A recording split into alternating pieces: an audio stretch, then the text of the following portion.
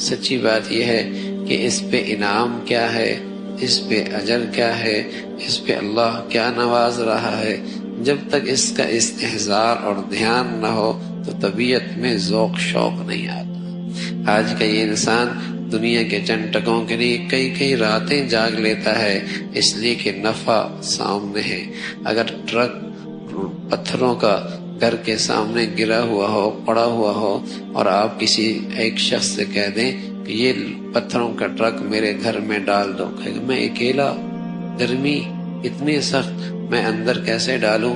اور اگر آپ اس سے یہ کہہ دیں کہ میاں اس پر آپ کو 10,000 روپے ملیں گے، وہ کہے گا میں ہی ڈالوں گا، کوئی اور کسی اور کو نہ بولیے گا۔ جو چیز بڑی مشکل لگ رہی تھی، بڑی ہی مشکل لگ رہی تھی، اتنی آسان کیوں ہو گئی؟ اس لیے کہ نفع سامنے آ گیا، اس لیے کہ نفع سامنے آ گیا۔ اس پہ اللہ دے گا کیا، اس پہ انعام کیا ملے گا، اس پہ اجر کیا ملے گا، اور پتہ نہیں یہ صحت جو آج اللہ نے دے رکھی ہے، اور جو فرصت آج اللہ نے دے رکھی ہے، اور یہ زندگی کی گھڑیاں جو اللہ نے آج دے رکھی ہیں، کیا پتا کل کیا ہونا ہے، کیا پتا پھر نصیب ہوتا ہے یا نہیں ہوتا۔ تو بڑی قدر کرنی چاہیے، بڑی ہی قدر کرنی چاہیے۔ قدردانوں کی زندگیاں رمضان میں پڑھیں تو ہم جیسے لوگ تو حیرت ہی کرتے رہ جائیں کہ اچھا ایسے لوگ بھی گزرے ہیں۔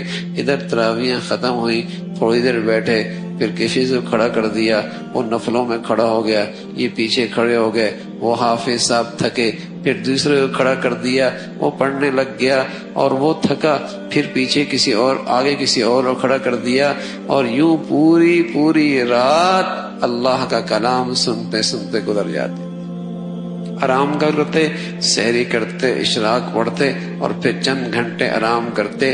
24 گھنٹے میں یہی وقت ان کا آرام ہوتا، رات قرآن کی تلاوت سننے میں اور پڑھنے میں گزرا کرتے۔